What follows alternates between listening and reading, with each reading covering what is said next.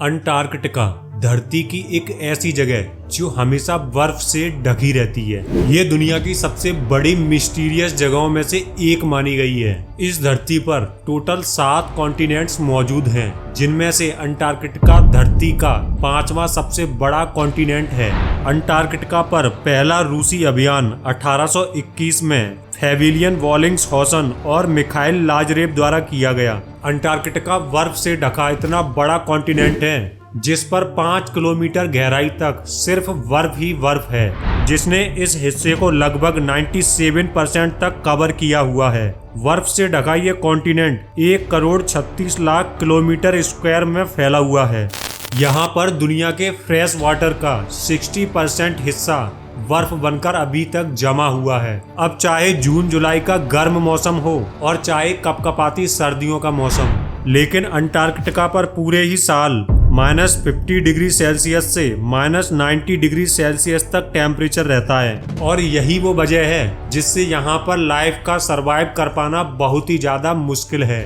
और ना ही अंटार्कटिका में टाइम जोन फॉलो होता है और ना ही इस कॉन्टिनेंट पर किसी कंट्री का कब्जा है। लेकिन अंटार्कटिका को लेकर कई लोग ऐसा मानते हैं कि यहाँ पर कुछ तो मिस्टीरियस जरूर है, जिसमें से सबसे बड़ी मिस्ट्री जमीन के अंदर 5 किलोमीटर गहराई तक बनी बर्फ और इसके अंदर कई राज छुपे हुए हैं। कुछ लोगों का मानना है कि इसके नीचे कोई दूसरी दुनिया मौजूद है। हालांकि कुछ लोगों का ये भी मानना है कि इस बर्फ के नीचे एलियन स्पेसशिप बर्फ से ढकी हुई है। और कुछ लोगों के मुताबिक यहाँ हिटलर के सीक्रेट मिलिट्री बेस बने हुए हैं।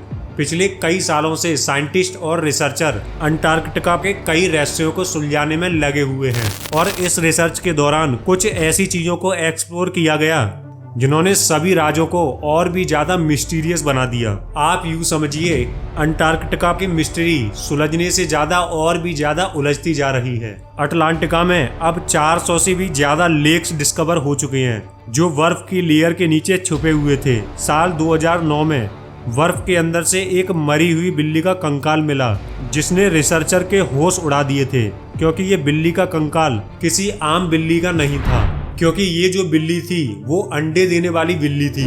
जब इस बिल्ली के कंकाल पर और भी ज्यादा रिसर्च की तो पता चला कि ये बिल्ली आज से तकरीबन 2.5 करोड़ साल पहले जमीन पर रहती थी। इसी तरह साल 1911 में अंटार्कटिका से सबसे पहला मीटेरॉइड मिला था और तब से लेकर आज तक इस कॉन्टिनेंट पर 45,000 से ज्यादा मीटेरॉइड्स मिल चुके हैं। मीटेरॉइड्स पत्थर के वो टुकड़े होते हैं जो हमारी पृथ्वी के बाहर से आकर धरती पर गिरते हैं, जो किसी और प्लैनेट से टूटकर हमारी धरती पर आते हैं। वैज्ञानिकों के मुताबिक इनमें से कई मीटेरॉइड्स लगभग 7 साल पुराने हैं। साल 2015 में एक ऐसा मीटेरॉइड डिस्कवर किया गया था जो रिसर्च के बाद वैज्ञानिकों ने जाना कि ये मीटेरॉइड्स कहीं और से नहीं बल्कि हमारे ही सोलर सिस्टम में मौजूद मार्स प्लेनेट से आया था, क्योंकि इसमें ऐसी प्रॉपर्टीज मौजूद थीं जो मार्स की मिट्टी में पाई जाती हैं। साल 2014 में आर्कोलॉजिस्ट ने कुछ ऐसा डिस्कवर किया जिसने सभी के होश उड़ा दिए थे।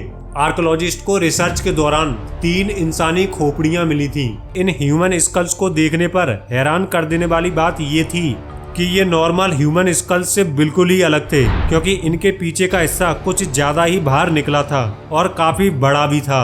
इस तरह के ह्यूमन स्कल साइंटिस्ट को इजिप्ट और पेरू में भी पहले भी मिल चुके हैं, जो ये सोचने पर मजबूर कर देते हैं कि शायद आज से लाखों साल पहले अंटार्कटिका में भी इंसान रहा करते थे, जिनका कोई ना कोई कनेक्शन एंशिएंट इजिप्ट सिविलाइजेशन से रहा होगा। इसी तरह साल 1911 में साइंटिस्ट ने एक ऐसा वाटरफॉल डिस्कवर किया जिसमें पानी की जगह ब्लड फॉल होता था। इस जगह को टेलर ग्लेशियर कहा जाता है, क्योंकि इसे टेलर नाम के एक साइंटिस्ट ने डिस्कवर किया था। कई सालों तक यही माना गया कि इस ग्लेशियर के अंदर ब्लड बहता है, लेकिन जब इस पर और भी ज्यादा रिसर्च की गई तो सामने आया इस ग्लेशियर के नीचे एक बहुत बड़ा पानी का डैम मौजूद है, जिसमें समुद्र के पानी से 3 गुना ज्यादा सॉल्ट मौजूद है। और इस पानी में आयरन ज्यादा मात्रा में होने की वजह से जब पानी बाहर निकलता है तो पानी में मौजूद आयरन हवा में मौजूद ऑक्सीजन से मिलकर आयरन ऑक्साइड बनाता है, जिसकी वजह से इस वाटरफॉल का पानी रेड कलर में बदल जाता है। और इसी पानी में 17 तरह के बैक्टीरिया खोजे गए जिसमें सबसे बड़ी रहस्यमयी बात ये थी कि इन बैक्टीरिया को जिंदा रखने के लिए ऑक्सीजन और सनलाइट की भी जरूरत नहीं थी। अभी तक साइंटिस्ट ये मानते थे कि इस तरह के बैक्टीरिया उन प्लैनेट्स पर पाए जाते हैं जहां ऑक्सीजन और सनलाइट नहीं होती है।